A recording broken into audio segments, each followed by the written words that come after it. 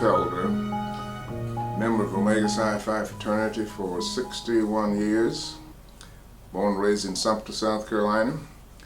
I learned about Omega through my principal in high school in Sumter.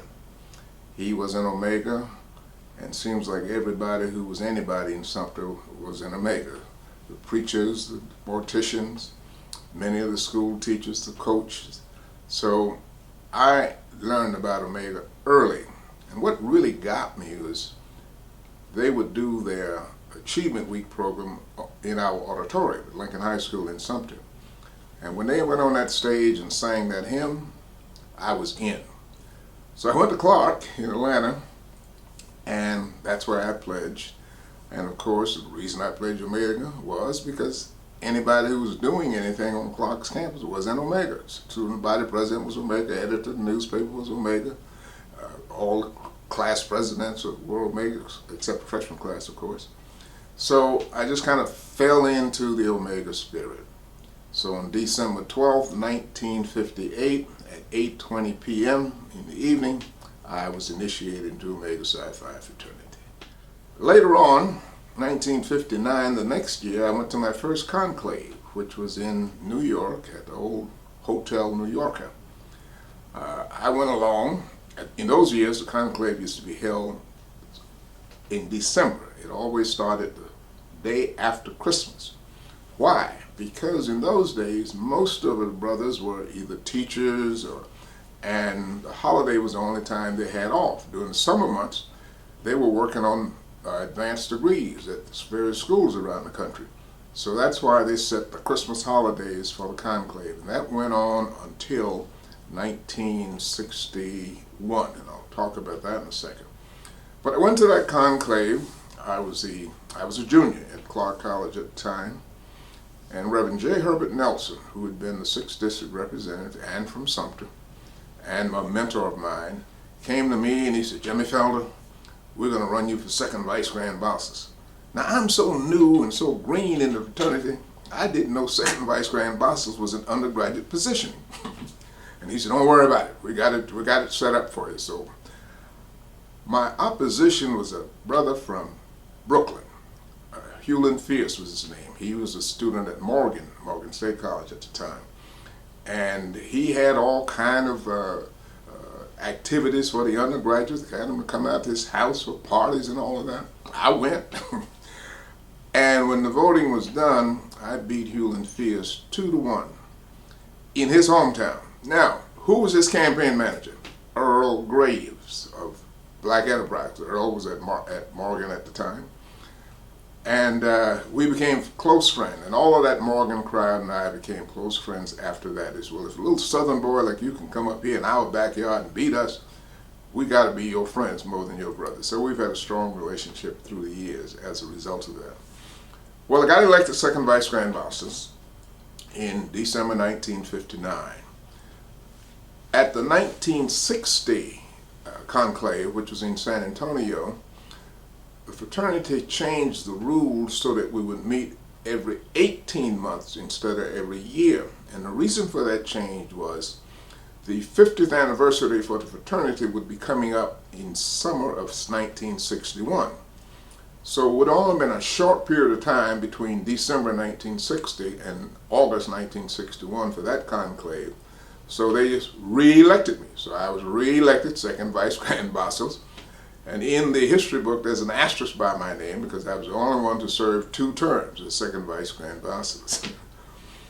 Went to the 1950 conclave in Washington, D.C. I was on my way out. And I campaigned for another Clarkite named Bob Tucker to replace me as second vice grand boss. And he was successful. At that 1961 50th anniversary conclave, I'm sitting on the dais with the 3 living founders, Coleman, Cooper, and Love. And it was really the highlight of my life as an Omega man to be among those great founders. Then I got drafted into the Army after that, but I continued to go to conclaves even when I was in the Army. The next conclave after the 61st conclave was 1962 in Indianapolis. It was the winter conclave because at that point we switched from annually to every 18 months. So in 1962 in December, I'm in Indiana at the fraternity conclave. The next conclave was in 1964 December. August, because that would have been 18 months later. Now that was an interesting conclave because at that conclave, one brother, Jesse Louis Jackson, had decided he was going to run for Grand Basileus. Doug Wilder, who later became governor of Virginia and mayor of Richmond, and I hung out together. And when we saw what was happening, Jesse really could have won because the undergraduates were with him solidly. But if he had won, it would have broken the hearts of some of those older Omega brothers that would have really tear the fraternity apart.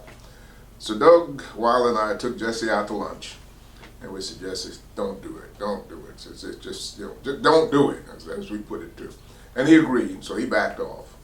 And George Mears was elected Grand Basileus. But that was an interesting time. I'd never seen the fraternities so serious and men crying and all of that, because they did not want the line of succession to change, But anyway, that was the 64 conclave. After that, I went to every conclave until 1981. I didn't make the 81 conclave in Louisville. Now, here I am, 1973, at the St. Louis conclave. I'm now a young lawyer and decided I was going to run. Well, my opposition was one of my fellow law school buddies, Mel Washington. We'd both been out to San Francisco at a Bar Association meeting, and so we rushed from San Francisco to St. Louis to try to campaign. And I won that office in 73 in St. Louis. I was re-elected in 74 in Phoenix and went out of office in 1976 in Atlanta.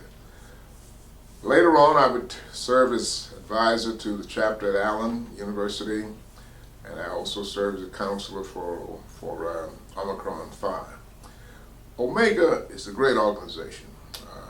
It has provided leadership. Men of Omega has provided leadership for this country. From Jesse Jackson to Doug Wilder at the national levels and right on down. And in South Carolina, all of the early members of the Omega Psi Phi fraternity were the leaders here. Civil rights was Ida Quincy Newman, that man you see over there on that picture. He was the field secretary for the NAACP from 1960 to 1969, and he led this state as we were going through the civil rights struggle. Matthew Perry was a lawyer all during that period of time. Harold Boulware was one of the lawyers also, and he was the lawyer who handled the Briggs versus Elliott case. So those were my mentors and colleagues as I grew up. So Omega has been the shining light for leadership in this state. And what I'm in the process of doing now is to write about those brothers who were on the field during that time. And believe it or not, the person who inspired me to do that was an alpha, Bobby Donaldson, who was at the University of South Carolina. A great researcher. He's done a heck of a lot with establishing the Civil Rights Center at the University of South Carolina. But he came to me one day and he said, Jim, you ought to write a book about the Omegas. Because as I do my research, everywhere I go, the leadership has been from men of Omega. And I said, Bobby, I will do that. So that is one of the things I'm doing presently, is to write about Omegas in South Carolina who provided the lead. The future for Omega Psi Phi fraternity is bright. It came a long ways. It was born during a time of segregation and havoc all over the country. Even the founders had problems on the campus of Howard University because the administration wasn't sure they were ready for a fraternity. And as a result of that, they met all kinds of challenges and took all kinds of risks. But those four men, which included Ernest A. Just of Charleston, who was the professor and the advisor to the fraternity, led the way. So today, as we look at the members of Omega Psi Phi fraternity, and we look at how this country has evolved, everywhere you will see the footprints or the handprints of Omega men. So I say to my young brothers and those who are interested in becoming a part of this great fraternity, don't come half-stepping, because we believe in doing the right thing and we do the things that are tough to do. So, but we welcome you, but you'll have to make a contribution to uphold the great legacy of Omega Psi Phi fraternity. Now, my message to the brotherhood is that we stand on the shoulders of great men, and therefore each of us is obligated to make some kind of contribution to this world. We should not leave here without leaving our footprints. So whether it be involved in voter registration, in holding elected positions, or holding appointed positions, we have to be at the forefront. If you don't do that, then you're not upholding our legacy. You don't want our founders to be turning over in their graves saying, what the heck has happened to this fraternity? So button up, tighten up, and give it all you got. And if you do that, your family, your friends, your fraternity brothers will certainly welcome it, and they will praise you now and forever.